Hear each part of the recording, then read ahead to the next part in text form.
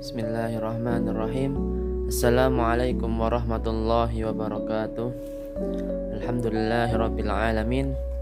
Wa bihi nasta'inu ala umuri dunya waddin. Wa asyhadu an la ilaha illallah wa asyhadu anna Muhammadan abduhu wa rasuluh. Langsung saja saya di sini akan menyampaikan tentang penafsiran Hamka tentang ayat kemajemukan dalam tafsir Al-Azhar. Dari banyak tafsir yang muncul di Indonesia, salah satu kitab tafsir yang menarik untuk dibahas adalah Tafsir Al-Azhar, karya Haji Abdul Malik Karim Amrullah atau lebih dikenal dengan nama Buya Hamka.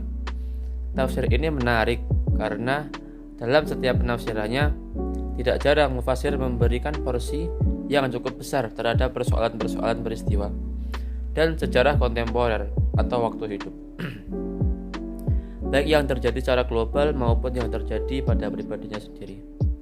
Selain itu, Hamka dikenal dengan fatwanya yang cukup keras tentang hubungan Muslim dan pemeluk agama lain, terutama umat Kristiani.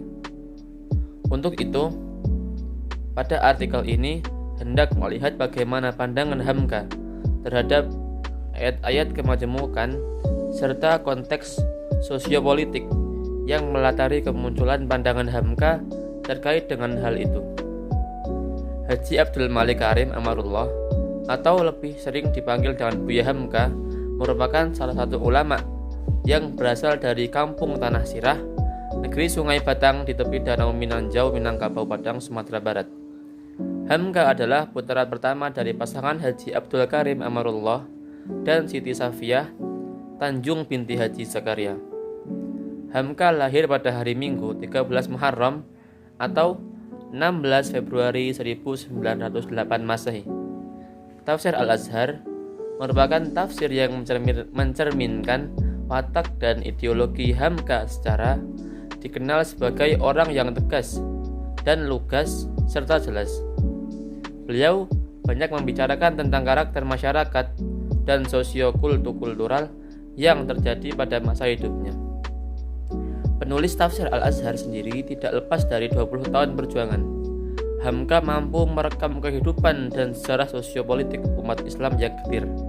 Karya-karyanya dapat dikatakan sebagai upaya untuk menampakkan cita-citanya dalam menjelaskan kepada masyarakat tentang pentingnya dakwah di Indonesia.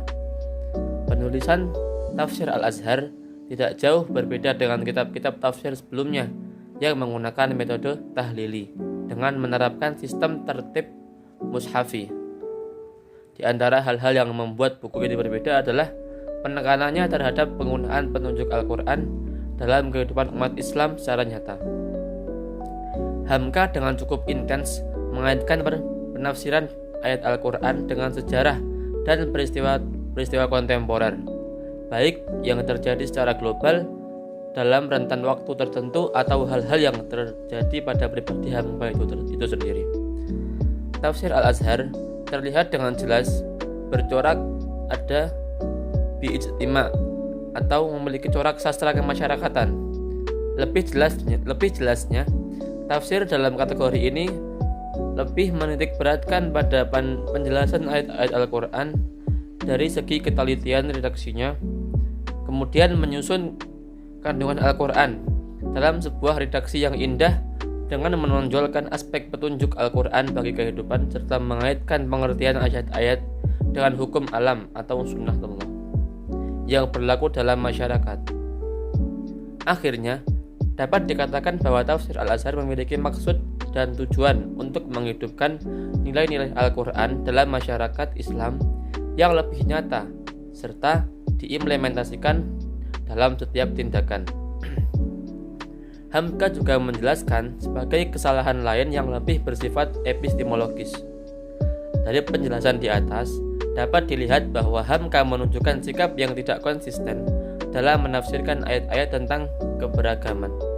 Sikap tersebut bergantung pada konteks di mana keberagaman itu terjadi. Dalam konteks kemanusiaan, secara umum, Hamka cenderung bersikap lunak dalam menyikapi keberagaman. Ia bahkan menyarankan untuk saling mempelajari kelebihan masing-masing bukan mengungkap kekurangan dan perbedaan yang hanya akan menghasilkan konflik. Namun, ketika keberagaman tersebut masuk dalam konteks agama, Hamka cenderung bersifat defensif, bahkan menyerang walaupun tidak sampai menyeru perlawanan. Sikap Hamka terhadap Kristen dengan jelas mencerminkan ini. Minimnya singgungan terhadap Yahudi bisa saja dianggap sebagai peniadaan terhadapnya, yang merupakan penyikapan yang justru lebih serius. Dalam menjelaskan semua itu, Hamka tetap dalam karakternya yang dikenal oleh banyak sarjana pengkaji tafsir Indonesia. Intensnya singgungan terhadap konteks sosiopolitik yang dihadapi terlihat dalam hampir setiap bagian tafsirnya terhadap ayat-ayat yang berkaitan dengan kemajemukan, baik kemajemukan secara umum maupun kemajemukan secara agama. Sekian, wassalamualaikum warahmatullahi wabarakatuh.